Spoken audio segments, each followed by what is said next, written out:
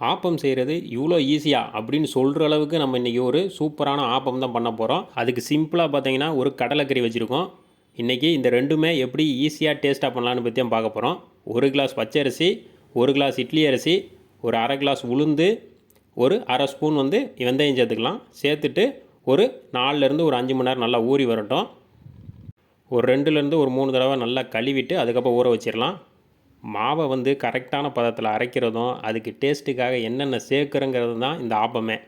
இதை மட்டும் கரெக்டாக செஞ்சிட்டோம்னா இது ரொம்ப ஈஸியாக பண்ணிடலாம். இப்போ ஒரு 4 மணி நேரம் நல்லா ஊறி வந்திருக்கு. இதை நல்லா அரைச்சி எடுத்துக்கலாம். இதை அரைக்கிறதுக்கு அரை மணி நேரத்துக்கு முன்னாடி அவுல் 1 கிளாஸ் நிறைய எடுத்துகிட்டு அதையும் ஊற வச்சிடலாம். இதுக்கு பதிலாக நம்ம வீட்டில் இருந்தால் பழைய சோறை கூட எடுத்து நம்ம யூஸ் பண்ணிக்கலாம். ஆனாலும் இந்த அவுல் சேர்த்து அரைச்சி நம்ம ஆப்பம் சுடும் போது அதோட டேஸ்ட்டே அது வேறு லெவலில் இருக்கும். இப்போ கொஞ்சம் கொஞ்சமாக சேர்த்துட்டு நம்ம மிக்ஸி ஜாரிலே அரைச்சி எடுத்துக்கலாம். நல்லா வலுவலுன்னு அரைக்கணும். அதான் நம்மளுக்கு ஆப்பம் பார்த்திங்கன்னா நல்லா சாஃப்டாக வரும்.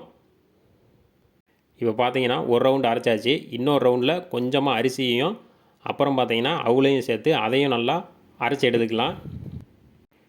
இப்போது இதை ரெண்டையும் மிக்ஸ் பண்ணி விட்டுட்டு இதுக்கு தேவையான அளவு உப்பு சேர்த்து நல்லா பார்த்திங்கன்னா கையாலேயே நல்லா கலந்து விடணும். அதான் நல்லா மாவு புளிச்சு வரும்.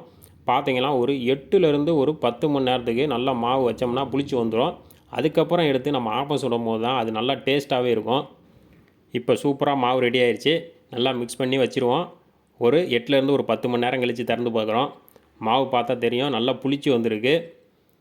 இந்த டயத்தில் நம்ம தேங்காவை அரைச்சி இதில் சேர்க்க போகிறோம்.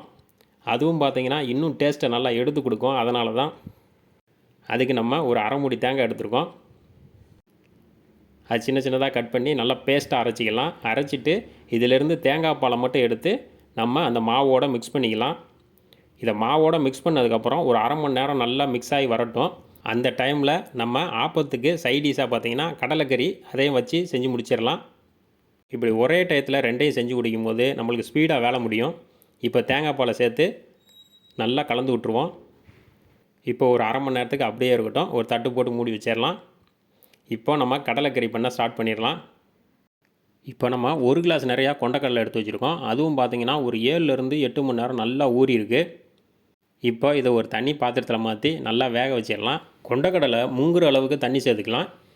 மஞ்சள் தூள், பட்டை, கிராம்பு, ஏலக்காய் சும்மா ஒரு துண்டு நம்ம போடுறோம். இப்போ பார்த்தீங்கன்னா ஒரு 15 நிமிஷம் அப்படியே சிம்மிலே வச்சு விட்ருவோம். அப்படியே அது பாட்டில் வெந்துக்கிட்டே இருக்கும். அதுக்குள்ளே பார்த்தீங்கன்னா இதுக்கு தேவையான மசாலா ரெடி பண்ணிடலாம். இப்போ பார்த்தீங்கன்னா கொஞ்சமாக எண்ணெய் சேர்த்துட்டு சோம்பு, கடுகு இதெல்லாம் சேர்த்து நல்லா பொரிஞ்சு வந்த உடனே நம்ம வெங்காயத்தை சேர்த்துக்கலாம். வெங்காயத்தை நல்லா வதக்கி எடுத்துருவோம். இப்போது வெங்காயத்துக்கு தேவையான உப்பு சேர்த்துக்கலாம். கொஞ்சமாக கருவேப்பிலை அது கூடயே சேர்த்து அதையும் சேர்த்து நல்லா கலந்து விட்ருவோம். இது கூடயே நம்ம மிளகாய் சேர்த்துக்கலாம். இன்னும் நம்மளுக்கு காரம் வேணும்னா நம்ம மிளகாய் பொடி கூட சேர்த்துக்கலாம். இப்போது வெங்காயம் நல்லா வதங்கி வந்தோடனே இஞ்சி பூண்டை தட்டி வச்சுருக்கோம்.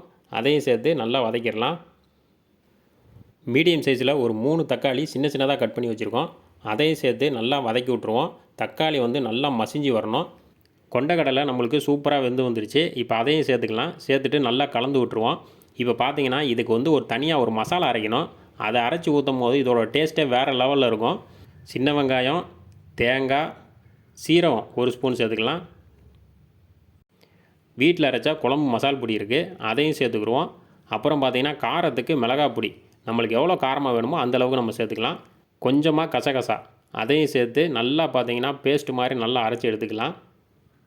நம்மளுக்கு கிரேவி இன்னும் அதிகமாக வேணும்னு நினச்சோம்னா அதில் கொஞ்சமாக கொண்டக்கடலை எடுத்து இதோடு சேர்த்து வச்சு அரைச்சி நம்ம இந்த மாதிரி சேர்த்துக்கலாம். அது பார்த்திங்கன்னா நல்லா கிரேவிக்கு திக்னஸ் எடுத்து கொடுக்கும். அதனால தான் இப்போ நம்ம அரைச்ச பேஸ்ட்டை சேர்த்துட்டு நல்லா கலந்து விட்ருவோம். இப்போ இதுக்கு தேவையான அளவு தண்ணி சேர்த்துட்டு சிம்மிலே வச்சு அப்படியே விட்டுருவோம். நல்லா வெந்து வரட்டும். நம்மளுக்கு இந்த டயத்தில் வீட்டு மசால் பொடி கொஞ்சமாக சேர்த்துக்கலாம். சேர்த்துட்டு அதையும் நல்லா கலந்து விட்ருவோம். ஒரு 10 நிமிஷத்துக்கு நல்லா மசாலாவோடு சேர்த்து கொண்டக்கடலை நல்லா வெந்து வரட்டும். அதுக்குள்ளே நம்ம இந்த பக்கம் ஆப்பத்தை ஊற்றி ரெடி பண்ணி வச்சிடலாம். இப்போ பார்த்திங்கன்னா இந்த மாதிரி ஆப்பம் ஊற்றிட்டு நம்ம இந்த மாதிரி மெதுவாக சொல்லட்டணும். ரொம்ப இதாக பண்ணிங்கன்னா நம்மளுக்கு ஃபினிஷிங் வராது.